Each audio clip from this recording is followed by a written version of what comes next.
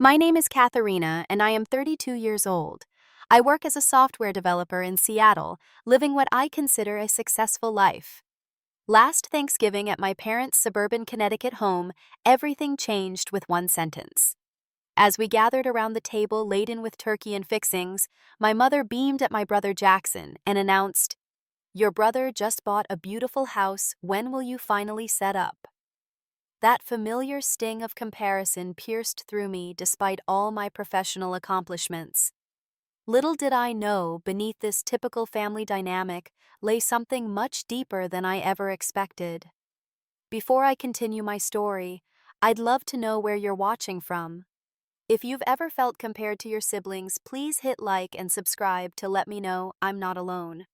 Growing up in Woodbridge, Connecticut was the definition of a traditional American childhood.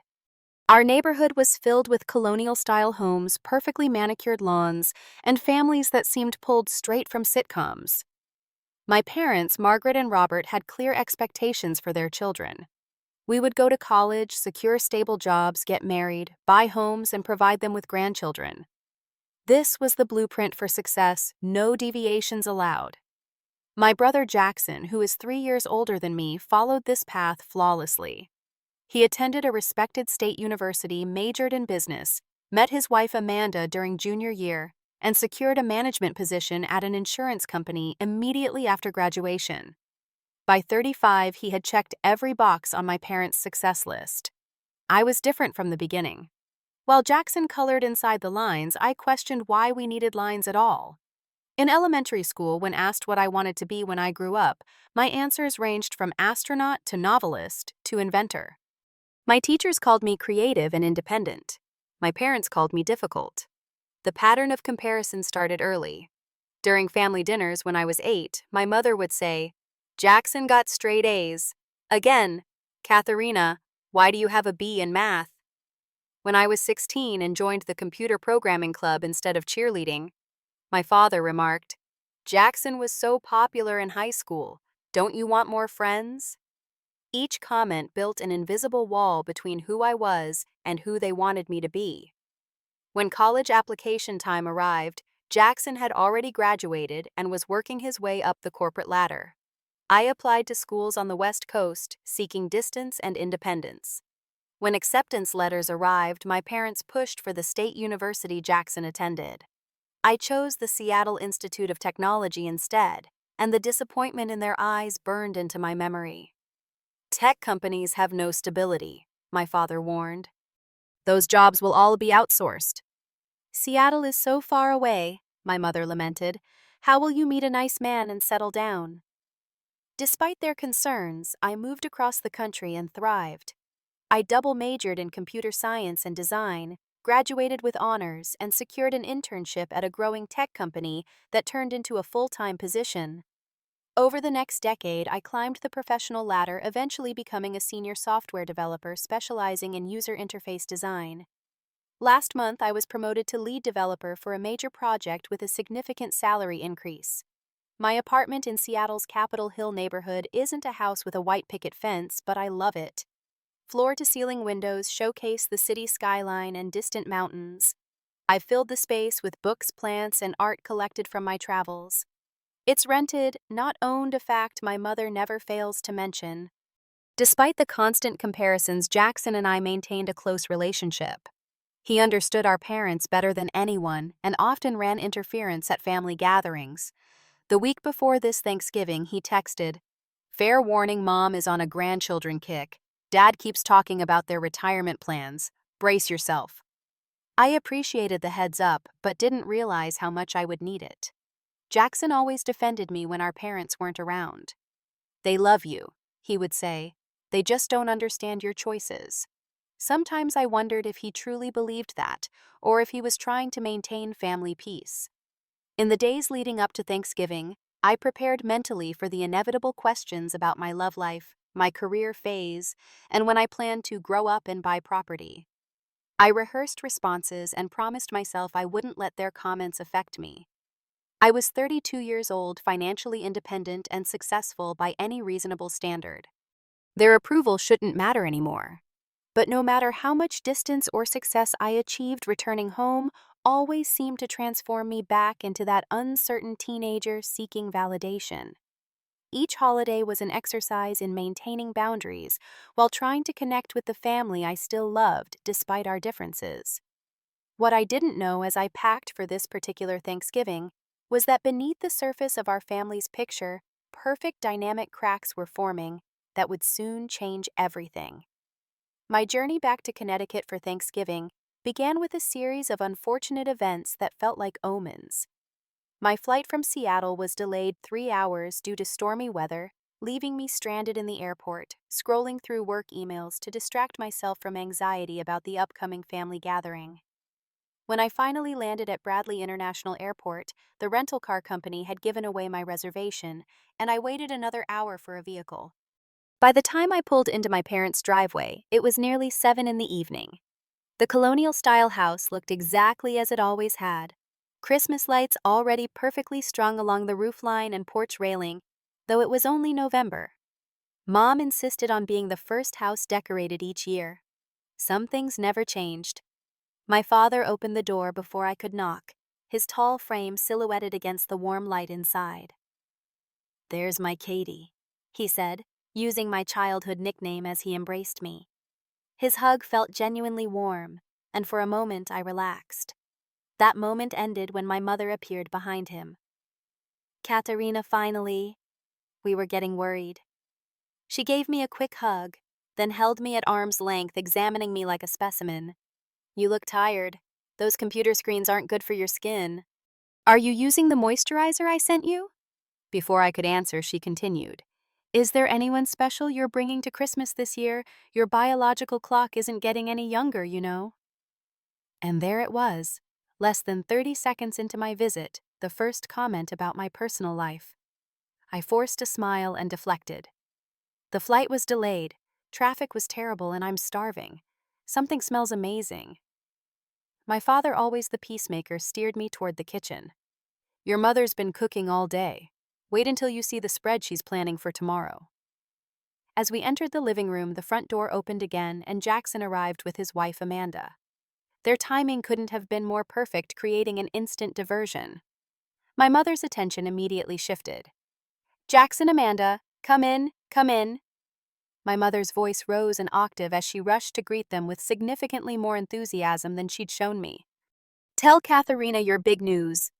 Jackson gave me an apologetic glance before my mother continued. "They just bought a house, a beautiful 4-bedroom colonial in West Hartford. Tell her Jackson." "It's nothing fancy, Kat," Jackson said, using his nickname for me. "Just a starter home, really." Amanda squeezed my arm in greeting. "We closed last week. It needs some work, but it's in a good school district." She lowered her voice when my mother turned away. "Your mom's been calling it the grandchild preparation house, which isn't awkward at all." I laughed despite myself. Amanda had always been an ally, recognizing the unfair standards placed on me by my parents. As we moved into the kitchen to help with dinner preparations, my mother directed operations like a general commanding troops. "Katherina, chop the vegetables for the stuffing. Amanda, dear, you sit and rest. Jackson, open that bottle of wine your father's been saving." While chopping celery, I mentioned my recent promotion at work. The project could revolutionize how users interact with health data. I'm leading a team of 12 developers now. My mother nodded vaguely. "That's nice, dear. Did I tell you that Mrs. Abernathy's daughter just had twins? She's younger than you and already has 3 children now." I noticed Jackson wince as he poured the wine. When my mother left the room to get something from the basement, he whispered, "I told them about your promotion last week. Dad was impressed." "But not Mom," I said, unsurprised. "You know how she is. Oh, and just so you know, they told Aunt Judith and Uncle Paul that you're still finding yourself." I nearly cut my finger in frustration.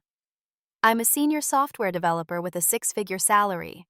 What more do I need to find?" "A husband and a mortgage, apparently," Jackson replied with a sad smile. When my mother returned, Amanda skillfully changed the subject to Thanksgiving preparations, but I caught something in Jackson's expression that seemed off. A tightness around his eyes, a forced quality to his smile when my parents gushed about the house. It was subtle, but after years of decoding family dynamics, I recognized stress when I saw it. During pre-dinner drinks, my father raised his glass. To Jackson and Amanda's new home, the first of many successes to come. Everyone clinked glasses, and I noticed my mother watching me as if measuring my reaction. I maintained a pleasant expression, though internally I was counting the hours until my return flight. "Katherina," my father asked, "how's the apartment still in the same place?" Before I could answer, my mother interjected, "Renting is just throwing money away, you know. At your age, you should be building equity." "My apartment is perfect for me," I replied evenly. "And Seattle's market is excellent for renters right now." "But it's not an investment," my father countered. "My investments are doing quite well, actually," I said, trying to steer the conversation toward financial territory where I could hold my own. My mother waved her hand dismissively. "It's not the same as a home. You need roots, Katherina." I wanted to explain that my career friends and life in Seattle were my roots, that a mortgage wasn't the only way to establish stability, but I knew it would fall on deaf ears. So I smiled and took another sip of wine instead. Jackson quickly mentioned something about the Patriots' chances this season, and my father eagerly followed this change of subject. As the evening progressed, I noticed more moments where Jackson and Amanda exchanged glances or whispered to each other when they thought no one was looking. Whatever was happening with them, it wasn't the picture of marital bliss my parents were painting. That night, as I unpacked in my childhood bedroom, still decorated with high school memorabilia and academic awards, I wondered what tomorrow's Thanksgiving dinner would bring. If the evening's interactions were any indication, I would need every ounce of patience I possessed. Thanksgiving Day arrived with the smell of roasting turkey and the sound of the Macy's parade on television. By noon, relatives began arriving: Aunt Judith and Uncle Paul, my father's sister Linda, with her husband Thomas, and my mother's brother James, with his wife Patricia, and their college-aged twins. The house filled with the chaos of extended family, but it did little to dilute the tension I felt whenever my mother's gaze landed on me. The formal dining room had been transformed with my mother's best china crystal glasses and a centerpiece of autumn flowers and miniature pumpkins. Name cards assigned everyone their seats, and I noticed I was placed between Uncle Paul, who was hard of hearing, and Cousin Mia, who spent most family gatherings on her phone. Strategic placement, perhaps, to minimize my contributions to the conversation.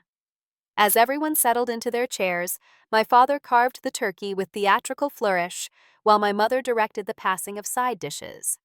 The familiar ritual of a family Thanksgiving unfolded, and for a few minutes the focus shifted to appreciation of food, rather than analysis of life choices. That brief reprieve ended when my mother stood glass raised. "Before we eat, I want to toast our family, especially Jackson and Amanda." All eyes turned to them. "We are so proud of the life you're building together. A beautiful new home, promising careers, and hopefully soon—" She paused meaningfully. "Some little ones to fill those extra bedrooms. You've done everything right, and it's paying off." Jackson shifted uncomfortably in his chair while Amanda stared at her plate.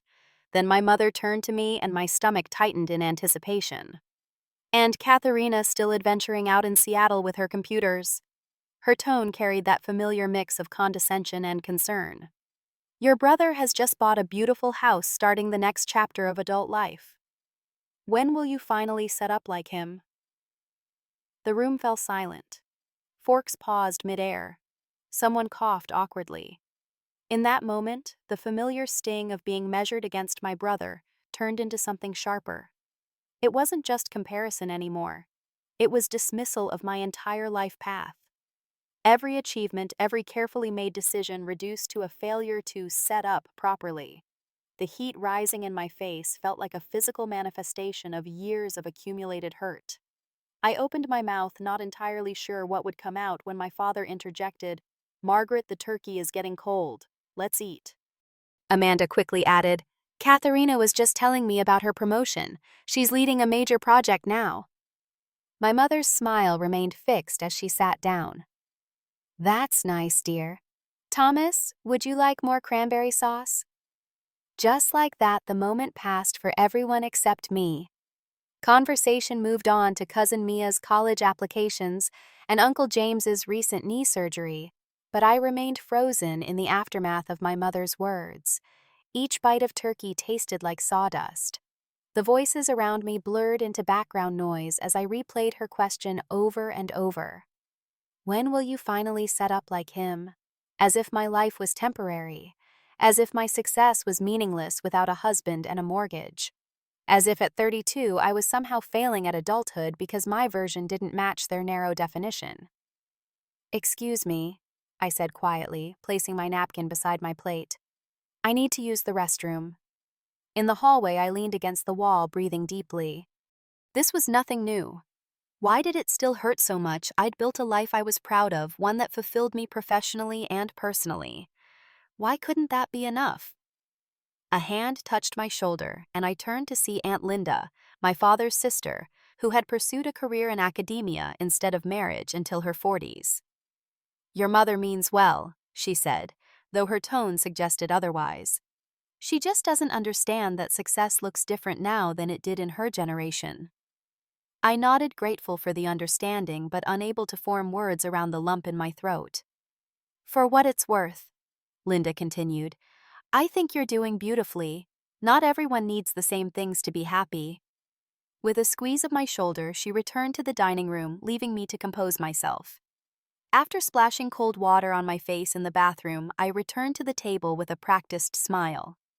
"Sorry about that," I said brightly. "What did I miss?" Dessert arrived soon after pumpkin pie apple crisp and my mother's famous chocolate pecan tart. As everyone exclaimed over the spread, conversation turned to plans for the following day.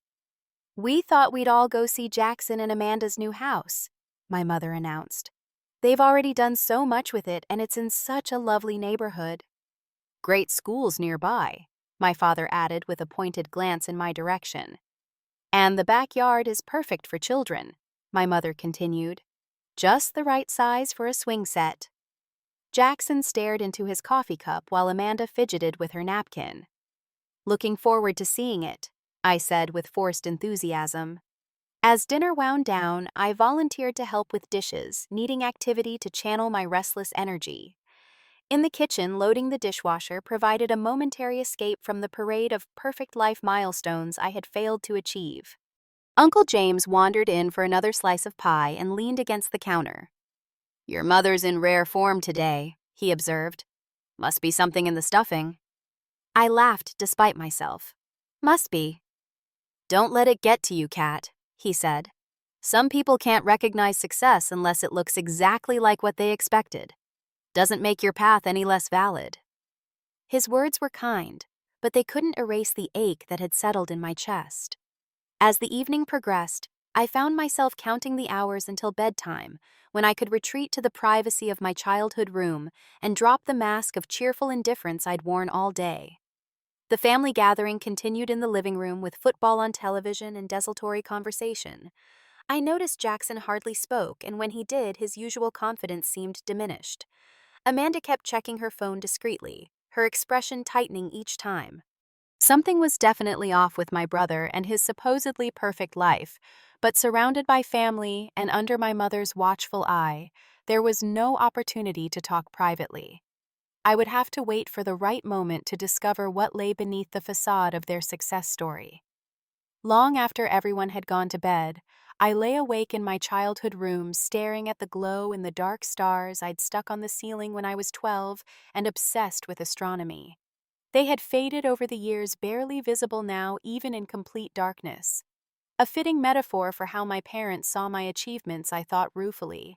Sleep eluded me as my mother's words played on repeat in my mind. The digital clock on the nightstand showed 2:17 a.m. when I finally gave up and decided to get some water from the kitchen.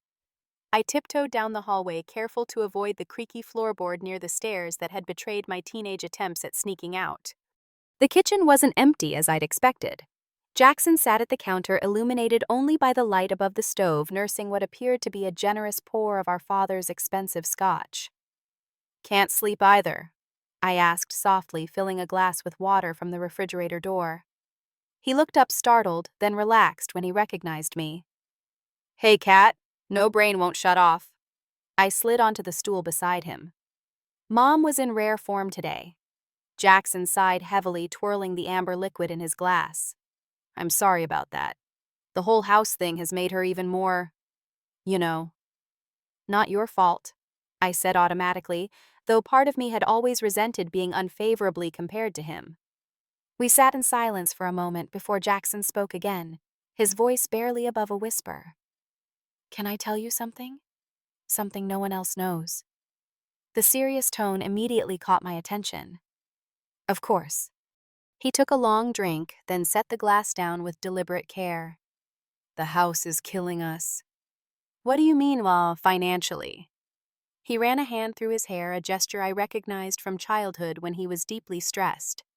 The mortgage is massive, way more than we should have taken on. We're stretched so thin I can barely sleep at night. This confession so contradicted the success story my parents had been broadcasting that I wasn't sure how to respond. But I thought, with your promotion last year. That promotion came with more responsibility but barely any raise, Jackson said bitterly. And now there are rumors of layoffs. The company's not doing well, but Mom and Dad don't know that part. Why did you buy such an expensive house then? Jackson's laugh was hollow. Because it's what was expected. The right neighborhood, the right schools, the right image. Dad kept sending listings. Mom kept talking about grandchildren needing a yard. Amanda and I got caught up in it, and now… He trailed off, staring into his glass. Now what? I prompted gently. Now we're drowning in debt. The mortgage, student loans, credit cards we used for furniture because the house couldn't look empty when family visits. He looked at me, his expression raw with vulnerability I hadn't seen since we were kids. Everyone thinks I'm so successful, Kat, but I'm one missed paycheck away from disaster. The revelation stunned me. All this time I'd been envying his seemingly perfect life, feeling inadequate in comparison, while he was struggling beneath a crushing weight of expectation and debt. Why didn't you say anything? How could I? Mom and Dad are so proud. They tell everyone about their successful son with the corporate job and the big house. I couldn't bear to disappoint them. Something clicked into place. That's why you've always defended me to them. You understand what it's like to live under their expectations. He nodded. At least you chose your own path. I followed their blueprint exactly, and look where it got me. He finished his scotch in one swallow. The truth is, I envy you, Kat. Me. The concept was so foreign, I almost laughed. You're financially secure doing work you care about, living where you want to live. You're free in a way I've never allowed myself to be. His words washed over me like a revelation. All these years of feeling inadequate, of defending my choices, of enduring their dismissal of my success, and my perfect brother envied my life. Does Amanda feel the same way? Jackson's expression softened slightly. She's stressed about the money, but she loves the house. She grew up sharing a bedroom with 3 sisters in a tiny apartment. Space means something different to her. Have you told her how worried you are? Some of it. Not the part about possible layoffs. She's been talking about starting a family soon, and I don't know how to tell her we can't afford it right now. The kitchen suddenly felt like a confessional, years of family dynamics shifting in the glow of the stove light. I reached for his empty glass and poured him a little more scotch, then some for myself. Remember when we were kids? Jackson said after a while. And Dad would take us to those work picnics. How he'd introduce me as Jackson, the future businessman, and you as Katherina, our little dreamer. I remembered all too well. As if dreaming was cute but ultimately useless. I think they were scared for you, Jackson mused. Their generation saw one path to security, and anything else seemed risky. Maybe, I conceded. But it's been over a decade of me proving my path works, and they still act like I'm playing pretend at adulthood. Jackson was quiet for a moment. There's something else you should know. Mom had a health scare last summer. Nothing serious in the end, but it rattled her, made her more focused on seeing us settled before… He didn't finish the sentence. She never told me about any health issues. She didn't want to worry you, but I think it's why she's been pushing the traditional markers of adulthood so hard lately. House, marriage, kids. In her mind, those things mean we'll be okay when she's gone. This new information cast my mother's behavior in a different light. Not just controlling or judgmental, but fearful. Trying to secure her children's futures the only way she understood. Still doesn't make it right how she treats you, Jackson added. I should have said something at dinner. It's okay, I said automatically. No, it's not. I'm going to do better, Kat, starting tomorrow. He raised his glass slightly. Here's to siblings who have each other's backs regardless of what path we take. We clinked glasses, gently mindful of the sleeping house. As we talked into the early morning hours, I felt a weight lifting. The comparisons that had defined our relationship for so long were dissolving in the honesty of this conversation. When we finally returned to our rooms as dawn approached, I saw my brother differently. Not as the golden child who made me look inadequate, but as someone facing his own struggles beneath the appearance of perfect success. And for the first time, I truly understood that the grass isn't always greener on the conventional side of life. The next day, everyone piled into cars after a late breakfast to visit Jackson and Amanda's new house. My mother chatted excitedly the entire drive, pointing out landmarks from Jackson's childhood as we traveled through West Hartford. There's the field where Jackson played Little League. Remember when his team won the regional championship? And that's the high school where he was senior class president. From the back seat, I watched my brother's knuckles whiten as he gripped the steering wheel. Our late-night conversation had revealed the man behind the golden child facade, and now every enthusiastic comment from our mother felt like added pressure on his already strained shoulders. The house itself was impressive from the outside, a stately colonial with black shutters, a red door, and a curved driveway leading to an attached two-car garage. Mature maple trees dotted the expansive front yard, their leaves a brilliant display of autumn colors. It looked like the American dream materialized in architectural form. "Isn't it wonderful?" my mother exclaimed as we parked. "Just what a family home should be." I caught Jackson's eye in the rearview mirror and offered a small, understanding smile. Inside the house was spacious but sparsely furnished. The living room contained only a sofa and television, the dining room an inexpensive table with 4 chairs. The contrast between the impressive exterior and the minimal interior was striking. "We're still furnishing it slowly," Amanda explained, her cheeks flushing slightly under my mother's questioning gaze. "We want to choose pieces carefully." "Of course, dear," my mother replied, though her tone suggested disappointment. "Quality takes time." As Jackson led everyone on a tour of the upstairs, I noticed my mother lingering in each bedroom doorway, her expression dreamy. "This one would make a perfect nursery," she said of the smallest room. "Morning sun, but not too bright." Jackson and Amanda exchanged a glance I couldn't interpret. "And this guest room is ideal for when you visit Katherina," my mother continued, "though hopefully you'll be setting up your own home soon. I was reading an article about tech jobs in Hartford. They're growing quite rapidly." The implication was clear: I should move back to Connecticut, buy a house like Jackson's, and live the life she had planned for me. Before I could respond, my father called from downstairs that we should get going to make our lunch reservation. In the car heading to the restaurant, Amanda sat beside me while my parents drove with Jackson. "With the privacy of separation," she whispered, "it's a lot of house for us right now."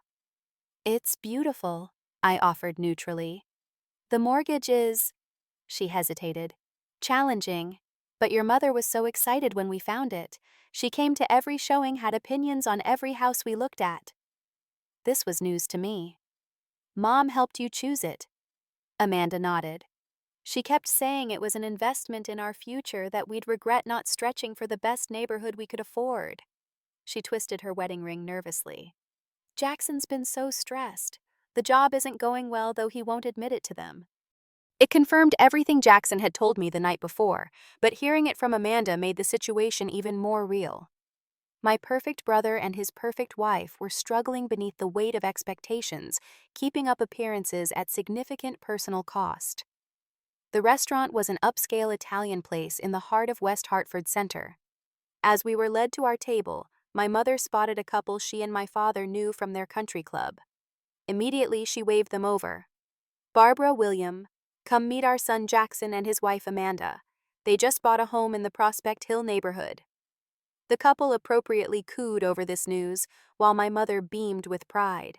And this is our daughter Katherina. She's out in Seattle doing computer work. The dismissive way she said computer work, as if I spent my days playing games rather than developing cutting-edge software, made something shift inside me. After last night's revelations, I saw this interaction differently, not just as a personal slight, but as part of a generational pattern that had trapped both me and my brother in different ways. Actually, I said with a smile, I'm a senior software developer specializing in user interface design. I just received a promotion to lead developer for a major healthcare application. Barbara looked impressed. How fascinating. My niece is thinking about studying computer science. It seems that's where all the opportunities are these days. It's a growing field, I agreed. The work is challenging and creative, and the financial stability is excellent. My mother interjected quickly. But Katherina hasn't quite found her path yet. Still renting an apartment, still single. Something in me snapped. Years of diminishment of having my choices questioned and my success minimized, crystallized in that moment. The late-night conversation with Jackson had shown me the damage done by blindly following my parents' narrow definition of success. I wouldn't let this continue. Actually, Mother, I said clearly, loud enough for nearby tables to hear, I have found my path. I've created a successful career doing work that matters to me. I've built a life filled with friends, travel, and purpose. The fact that my path doesn't include a mortgage or a husband doesn't make it any less valid or fulfilling. The table fell silent. My father stared intently at his menu, while Barbara and William looked uncomfortably between my mother and me. I think we should order, my father said after an excruciating pause. The special looks good. But I wasn't finished. Years of bottled frustration demanded release. Why is it that you can never acknowledge my achievements? Why is Jackson's conventional path the only one worthy of your pride and attention, even when it's causing him significant stress? My mother's face flushed. This is hardly the place to discuss family matters, Katherina. When is the place, then? Every time I try to talk about my life, you change the subject or diminish what I've accomplished. Jackson, to my surprise, set down his water glass firmly. She's right, Mom. You and Dad have never given Kat the credit she deserves. She's incredibly successful by any reasonable measure. My mother looked between us, genuinely confused. We just want what's best for both of you. Security, stability. I have those things, I insisted. They just look different than what you expected. Amanda, quiet until now, suddenly spoke up. And sometimes what looks stable isn't. She glanced at Jackson, who nodded slightly. We're struggling with the house payments. The mortgage is more than we can comfortably afford right now, especially with the uncertainty at Jackson's company. My mother's expression shifted from confusion to shock. But Jackson said everything was fine when we asked last week. Because that's what you wanted to hear, Jackson replied, his voice tight. Because anything less than perfect success feels like failure when it's measured against your expectations. Barbara and William had subtly backed away from our table, sensing the intensely personal turn in the conversation. I stood up, my appetite gone. I need some air. Without waiting for a response, I walked out of the restaurant and onto the busy street. West Hartford Center was bustling with post-Thanksgiving shoppers, oblivious to the family drama unfolding inside the restaurant. I walked aimlessly, processing the confrontation and the surprising solidarity from Jackson. For the first time, we had presented a united front against the expectations that had divided us for so long. I found myself in a small park where Jackson and I had played as children. Sitting on a bench, I watched families with young children enjoying the unseasonably warm November day. I didn't know how long I sat there before I sensed someone approaching. It was my mother, her expression uncertain in a way I'd rarely seen. Without asking, she sat beside me on the bench, both of us facing forward rather than looking at each other. Your father and Jackson are settling the bill, she said after a long silence. Amanda is waiting in the car. I nodded, unsure what to say now that the emotional dam had broken. I don't understand, my mother finally continued. I thought we wanted the same things for you that you would want for yourself. Security, family, a home. Those aren't bad things to want, Mom. They're just not the only measures of a successful life. She was quiet for so long I wondered if she'd heard me. When she spoke again, her voice carried a vulnerability I'd never associated with my confident, sometimes domineering mother. When I was growing up, there was one path for women. You got married, had children, maintained a home. My mother didn't finish high school. Having children who went to college was her measure of success. She turned slightly toward me. Having children who achieved financial security through traditional means was mine. But I am financially secure, I said, trying to keep frustration from my voice. I make a six-figure salary. I have investments, retirement savings, and emergency fund. It just seems so. She searched for the word impermanent. A job can disappear. A company can fold. And a marriage can end. A house can go into foreclosure, I countered gently. Nothing in life is guaranteed, Mom. Not your path, not mine. She flinched slightly at the mention of foreclosure, Jackson's situation clearly on her mind. Jackson told me about your health scare last summer, I said after a moment. She looked surprised, then slightly embarrassed. It was nothing in the end. Some concerning test results that turned out to be a false alarm. But it scared you. She nodded almost imperceptibly. When you think about not being here anymore, you want to know your children will be okay. That they'll have someone to look after them, a secure place in the world. I understand that, I said, and I genuinely did. Her behavior, however frustrating, came from love and fear, not malice. But Mom, I do have security. Let me show you something. I pulled out my phone and opened my investment portfolio app, then handed it to her. She squinted at the screen, then her eyes widened slightly as she took in the numbers. This is all yours. Yes? Plus my 401k stock options from my company and a separate emergency fund. I'm not being reckless with my future, Mom. I'm just securing it differently than you would. She handed the phone back slowly, her perception visibly shifting. I didn't know. You never asked. You were so focused on what I didn't have, you never saw what I did have. We sat in silence again, but it felt different now. Less adversarial, more contemplative. The world has changed so much since I was your age, she finally said. Sometimes I feel like I don't understand the rules anymore. In my day, success had clear markers. The markers are different now, but the fundamentals are the same. Being self-sufficient, finding purpose, building relationships. I'm doing all those things, Mom, just not in the order or the way you expected. She reached over hesitantly and took my hand, a gesture so uncommon between us that it momentarily startled me. I'm proud of you, Katherina. I don't think I've said that enough. Perhaps not at all about your career because I didn't understand it.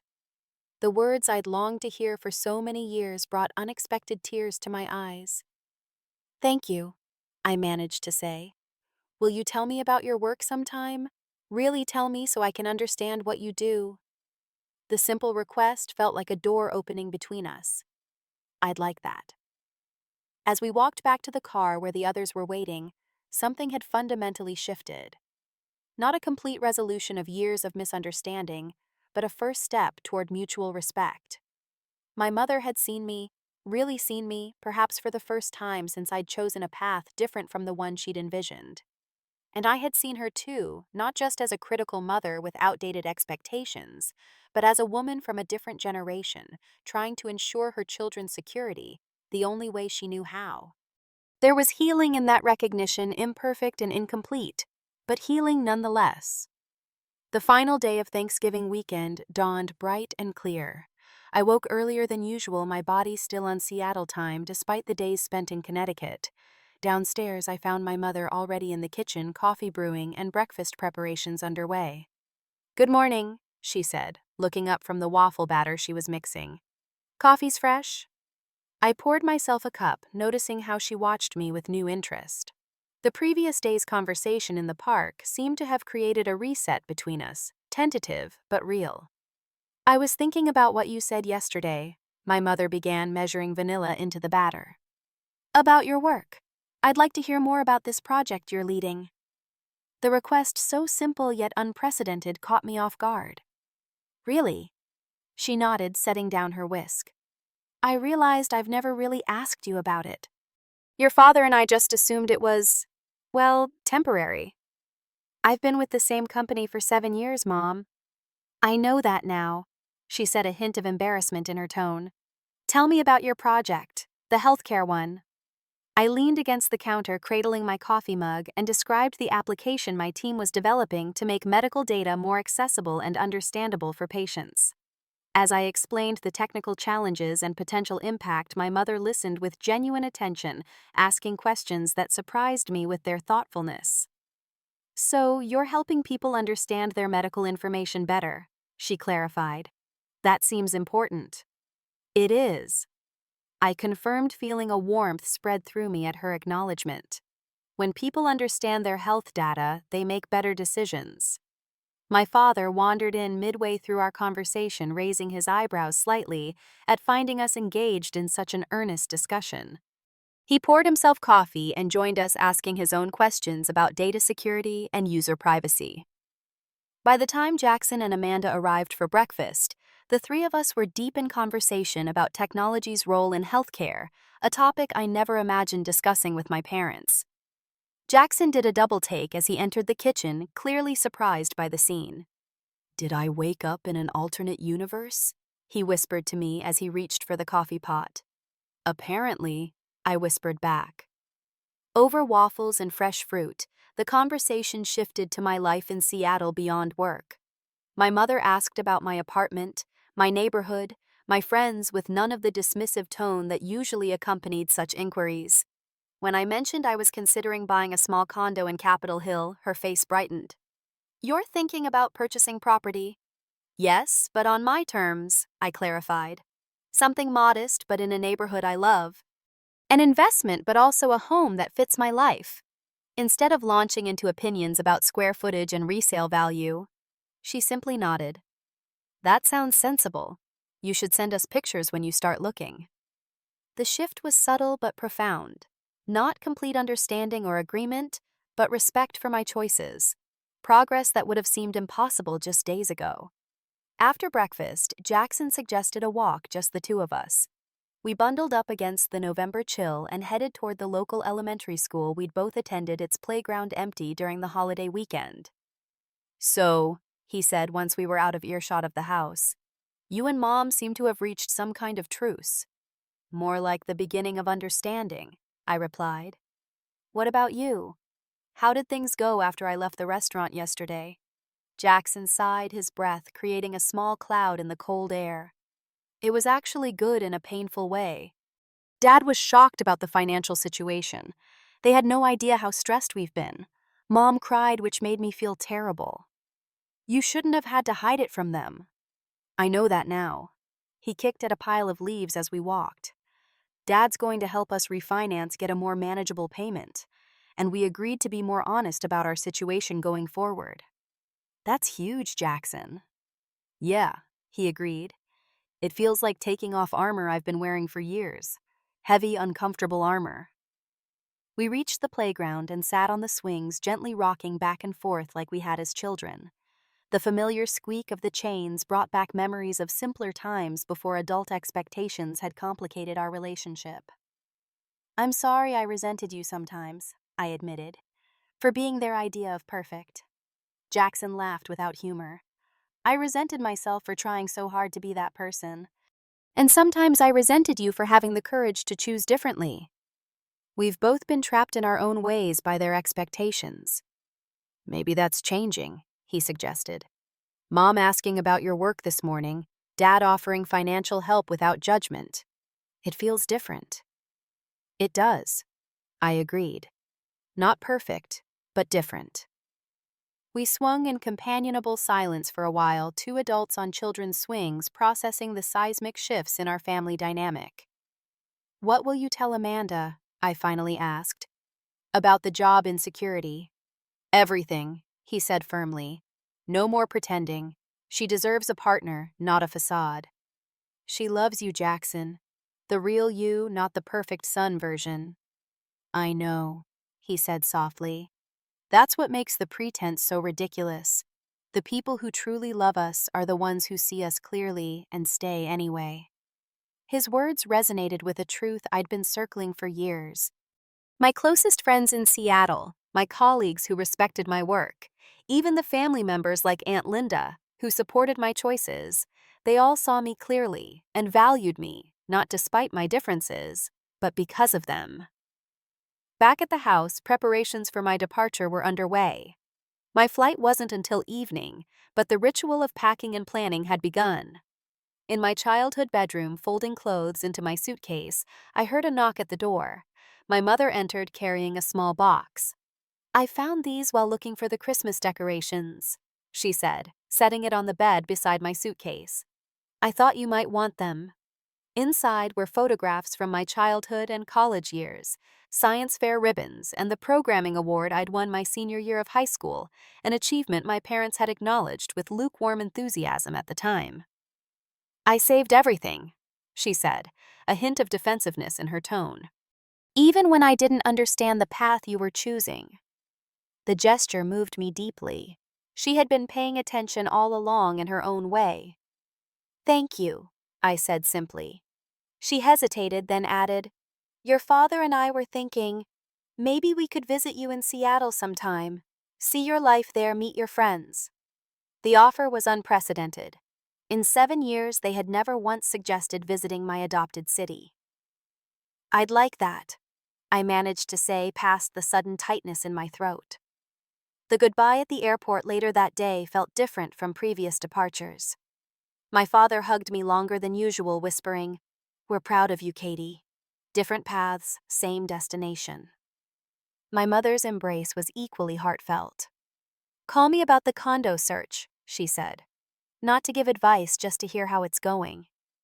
I promised I would, believing for the first time that such a conversation might be supportive rather than critical. On the plane back to Seattle, watching Connecticut disappear beneath the clouds, I reflected on the unexpected gift of this Thanksgiving.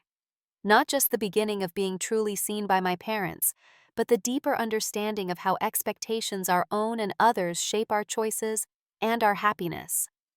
Jackson's perfect life had been a carefully maintained illusion, built on the foundation of our parents' narrow definition of success. My supposedly inadequate life was in reality stable and fulfilling in ways they were only beginning to comprehend. In the weeks that followed, our family communication took on a different quality. My mother called to ask specific questions about my work project. My father sent articles about the Seattle housing market without commentary on what I should do. Jackson reported that he and Amanda had honest conversations with my parents about their finances and future plans. The most surprising development came just before Christmas, when my mother called to ask if she could visit Seattle for a few days in January. "Just me," she said. "I want to see your world, Katherina. Really see it." As I prepared my apartment for her visit, tidying, but not hiding the elements that made it uniquely mine, I realized that the most valuable freedom isn't escape from family expectations, but transforming the relationship so that authentic connection becomes possible. The path to this new understanding had been painful, requiring confrontation and vulnerability from all of us. But standing in my Seattle apartment, looking out at the skyline I had chosen as my own, I felt a sense of peace that had eluded me during previous family interactions. My mother's words at Thanksgiving, "Your brother just bought a beautiful house, when will you finally set up?" had triggered a cascade of honesty that ultimately strengthened rather than damaged our family bonds. The comparison that had defined my relationship with Jackson for so long had been exposed as hollow, allowing us to connect as allies rather than competitors. True freedom, I was learning, comes not from rejection of family, but from redefining the relationship on more authentic terms. It comes from the courage to be seen clearly, to speak honestly, and to accept that love, while imperfect, can evolve when given the chance. If you've ever felt compared to siblings or judged for taking an unconventional path, remember that what looks perfect from the outside rarely tells the whole story. Your unique journey deserves respect, especially from those who love you. Have you experienced similar family dynamics? Comment below and share your story. Don't forget to like and subscribe if this resonated with you, and share with someone who might need to hear that their path is valid too. Thank you for joining me on this journey of understanding and acceptance. Remember, the most beautiful growth often comes from the most painful comparisons.